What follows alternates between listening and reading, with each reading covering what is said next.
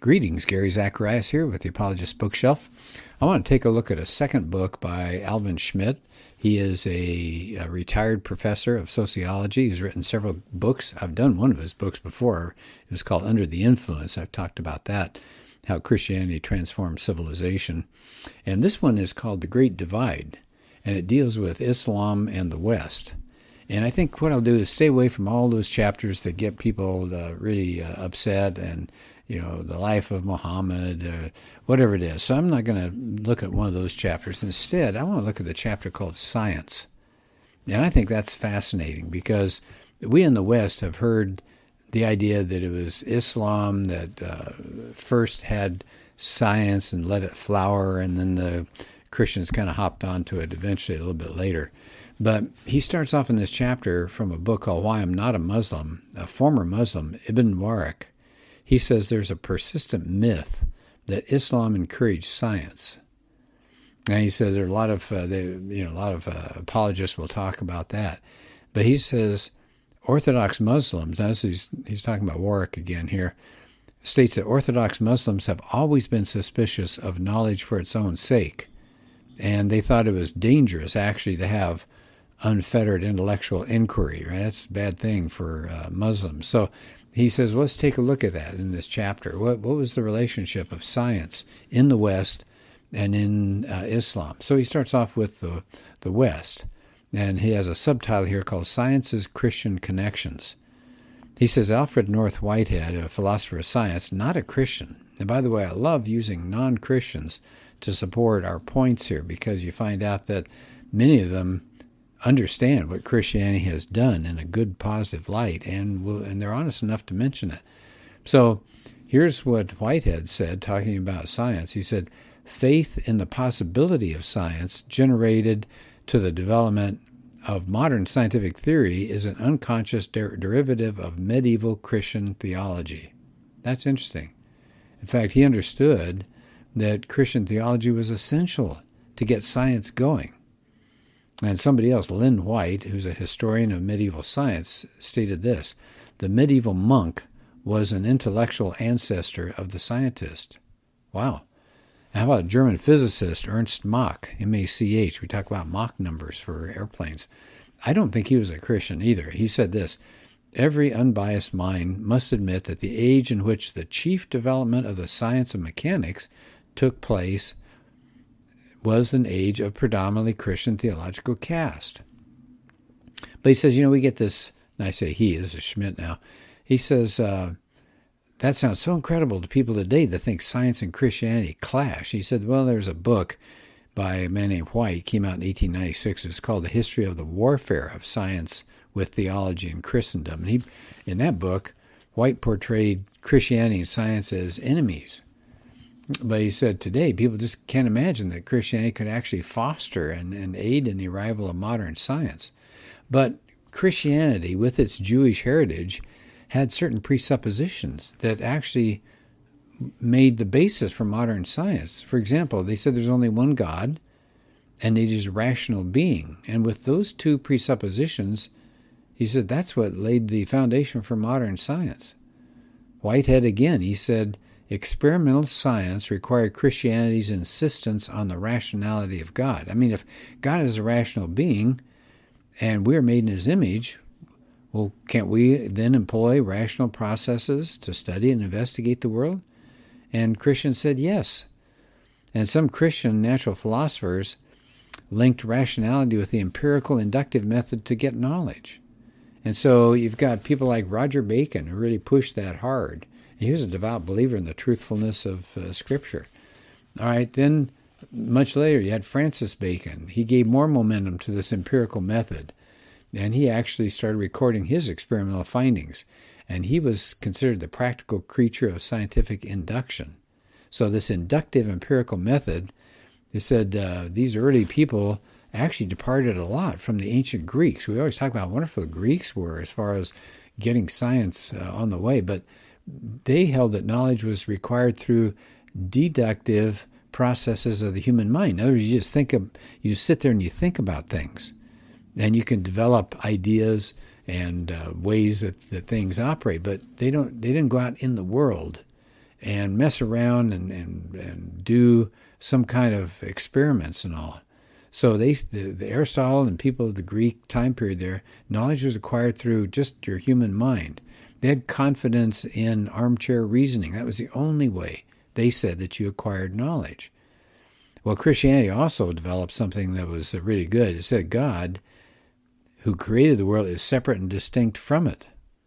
But the Greeks saw God or the gods intertwined with the universe.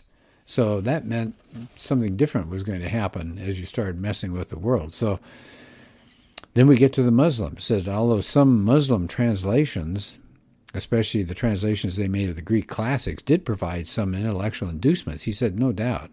He said that did contribute to modern experimental science, but he said Muslims did not invent it or encourage it. They just wrote about it, wrote what people had said, translated. The real pioneers of science were not Muslims, but Christians, and he mentioned some of them in the chapter here, which I'm going to skip over. And he gives a list. Good heavens. Let me see. I'm going to flip to it. Page 265. He's got this list of scientists. Oh, it just goes on and on. Scientists who were Christians, right? They're all influenced by their Christian beliefs and values.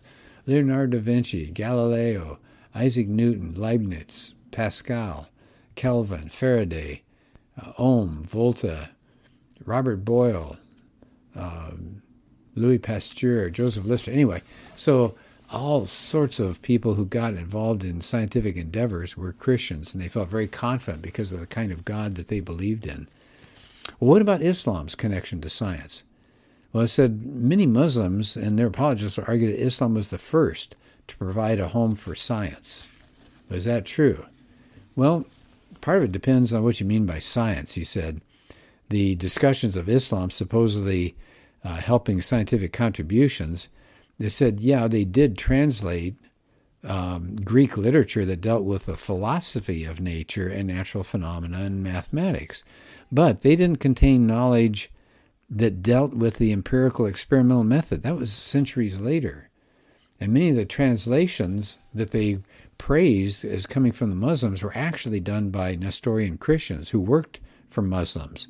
So it says these Nestorians, more than any other people, helped raise Islam to leadership in culture and science. So it wasn't them, it was some of the conquered people that they dealt with. And some of the translations of Greek literature into Arabic actually occurred before Muhammad founded Islam. So before or after Islam came into being, much of the credit for these translations that they got from the Greek into Arabic had to be shared by both Muslims and Christians. Here's another point he brings up. Muslim Arabs were not the first to translate Greek scientific articles into Latin either. There are translations of Greek writings made into Latin by Christians in Europe way back when. And he gives some people, Boethius, Cassiodorus, Benedictine monks, all sorts of people who did that ahead of time. All right, what else do they say about these translations? It says some of the translations from Greek into Arabic were in higher mathematics, which is a Greek invention. And so it's apparently this exposure of this mathematics enabled Muslims to become good in algebra and algorithm. So he quotes from somebody who says, in general, the achievement of the Arabs in pure math is below the Greeks in geometry and below the Hindus in algebra. But this person he quotes says the Arabs did exhibit great skill to apply math to physical and astronomical problems. They taught Western Europeans mathematics up until the 16th century. So I like that. He's very fair here. But he says mathematics is not a science. It's the language of science.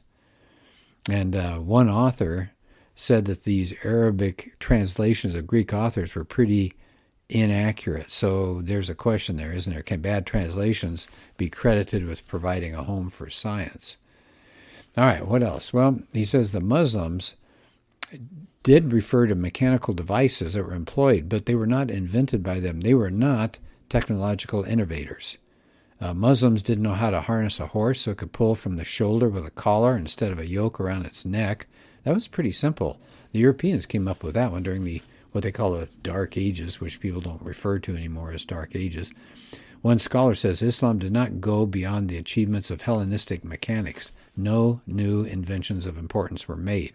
Well, I think that's interesting. It says in philosophy and the sciences, the Muslims were the pupils of the Greek. And in fact, they regarded the books of the Greeks as fixed systems. That was it, once for all. You didn't need to come up with anything new. They got it all. So they just honored and worshiped the Greeks for their thinking. But it says even in astronomy, that's supposed to be something that the Arabs were good at. Islam did not provide a home for science either. They didn't make any advance in principles over Ptolemy, who was around 100 to 170 A.D. It says while the Arab Muslims made considerable use and they improved the astrolabe, that was an instrument that the navigators could help you figure out your latitude and longitude, that was not their invention. The Greeks had invented it long, long before. Muslims didn't make any innovative strides in physiology or medicine. In Syria, for example, it says the sciences, especially philosophy of medicine, were cultivated by Greek Christians. It said there was no attempt to follow new discoveries and little awareness of even the process of doing it. And then he goes on, another point is that Islam sometimes persecuted some of its thinkers who wrote and discussed natural philosophy. And then he mentions Avicenna. It says pro-Islamic writers always say he's one of the greatest thinkers. They call him the Prince of Philosophers. And yes, Schmidt says he does deserve that. He said what the Muslim writers don't often talk about is that Avicenna was severely persecuted by Islamic religious authorities. I didn't know that. I thought that's interesting. Finally, he says Islam was not a home for science. It never produced any individuals who employed the inductive or the experimental method. Zero. So I think that's a fascinating material. What about contributions they made? So he says you do find some Arab Muslim contributions in astronomy and physics and math and optics and physiology and medicine, all before the 13th century. Notice that, all before the 13th century. He says Muslim writers and their apologists do cite Avicenna and Averroes as brilliant thinkers, but they don't mention that at the time the religious authorities in Islam didn't like them. They were persecuted and harassed. And it says not just when modern science began in the 13th century, but even today, Islam lags way behind the West when it comes to science. He quotes a person who says the Muslim world produces a disproportionately small amount of scientific output, and much of it's relatively low in quality. Islam has something like 20% of the world's population, but it generates less than 5% of the world's scientific output. Okay, that's interesting. Let's see. Here's an interesting quote. A historian of science says, foreign sciences never ceased to be viewed by the great majority of Muslims as useless, alien, and perhaps dangerous. So he says these sciences were never deeply integrated into Islamic culture. They survived on the margins. And Bernard Lewis said the Renaissance, the Reformation, even the Scientific Revolution, and the Enlightenment passed unnoticed in the Muslim world. Yeah, that's really sad, isn't it, that happened? So what's his conclusion of this?